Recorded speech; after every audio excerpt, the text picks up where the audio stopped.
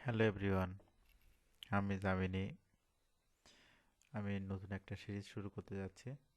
সেটা হচ্ছে এক্সেলের বেসিক থেকে অ্যাডভান্স লেভেল পর্যন্ত। তো বেশি কথা না বাড়িয়ে শুরু করি।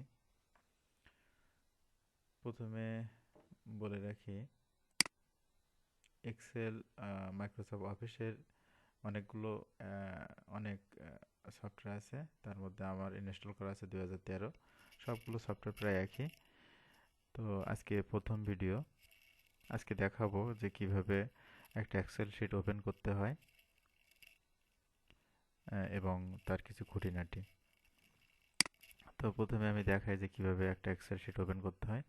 ওপেন করতে হলে আপনাকে প্রথমে স্টার্টে যেতে হবে। যাওয়ার পরে এখানে আপনার অ্যাপসের লিস্ট থাকবে, অনেকগুলো লিস্ট আছে, এখান থেকে আপনি বের করে নিতে পারেন। তো সবচেয়ে শর্টকাট পদ্ধতি হলো আপনি রাইট ক্লিক করবেন, মাউসের রাইট ক্লিক করার পরে নিউ অপশান, নিউ থেকে মাইক্রোসফট এক্সেল ওয়ার্কশিট, এখানে একটা ক্লিক করবেন। এখানে একটা নাম দেবেন। তো আমি এখানে ক্লাস 1 দিচ্ছি, দিয়ে সেভ দিলাম, এন্টার দিলাম, দিলে সেভ হয়ে গেল। এবার এটাতে ডবল ক্লিক করলে ওপেন হবে। ওপেন হওয়ার পরে এক্সেলের ইন্টারফেস এটা। এক্সেল ওপেন হলে এখানে কিছু অপশন দেখা যায় ছোট ছোট।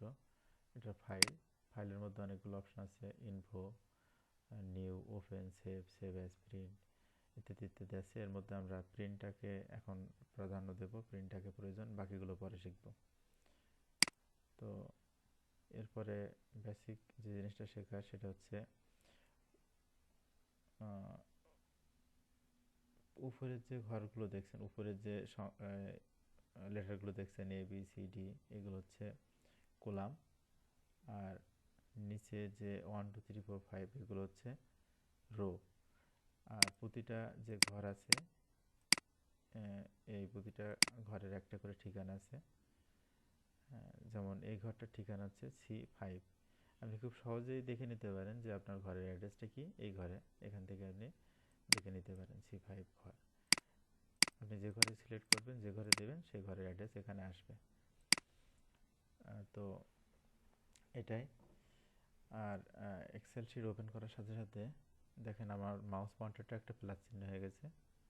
তো প্লাস চিহ্নের অর্থ হচ্ছে যে এটাতে আপনি যেদিকে ড্র্যাগ করবেন, লেফট লেফট ক্লিক করে সেদিকে মার্ক হবে, মার্ক করার জন্য এটা। আর আরেকটা প্লাস চিহ্ন আসে, এই যে কোনায় ছোট একটা ডট আছে, ডটে মাউস নিলেই একটা ছোট প্লাস চিহ্ন আসে। এর অর্থ হচ্ছে আপনি এই এই এই ঘরটাতে, অর্থাৎ C4 ঘরে আপনি যা লেখা থাকবে বা যে ফর্মুলা লেখা থাকবে, সেই ফর্মুলাগুলো অন্য অন্য ঘরে অ্যাপ্লাই করার জন্য। যদি আমি এখানে লিখি একটা কিছু, নেম লিখি, তো নেমটাকে আমি যদি এখান থেকে ধরে ড্র্যাগ করি, অর্থাৎ প্রত্যেকটা ঘরে নেম চলে আসছে। আমি একটা ছোট জিনিস দেখাই, জানুয়ারি, ফেব্রুয়ারি, ঠিক আছে। আমি 2 অক্ষর 3 অক্ষর লিখলাম। আমি দুইটা ঘর আগে মার্ক করে নিলাম, নেওয়ার পরে টান দিলে দেখেন সবগুলো চলে আসতেছে। জানুয়ারি, ফেব্রুয়ারি, ফেব্রুয়ারি, ফেব্রুয়ারি, মার্চ, এভাবে আসতেছে। কিন্তু শুধু জানুয়ারিতে যদি টান দিই, দেখেন জানুয়ারি থেকে সবগুলো মার্চ চলে আসতেছে। অর্থাৎ একটা ফর্মুলা অ্যাপ্লাই করার জন্য এই প্লাস চিহ্নটা ইউজ করা হয়। তো এরপরে আছে home, insert, page layout, formulas, data, review ইত্যাদি ইত্যাদি অনেকগুলো অপশন আছে। আমরা আস্তে আস্তে সবগুলো দেখব। তো আজকে হচ্ছে এই বেসিক অপশানটা, কালকে বা পরের নেক্সট ভিডিওতে অন্যান্য বিষয়গুলো আলোচনা করার চেষ্টা করব। ধৈর্য ধরে ভিডিওটি শেষ পর্যন্ত দেখার জন্য ধন্যবাদ।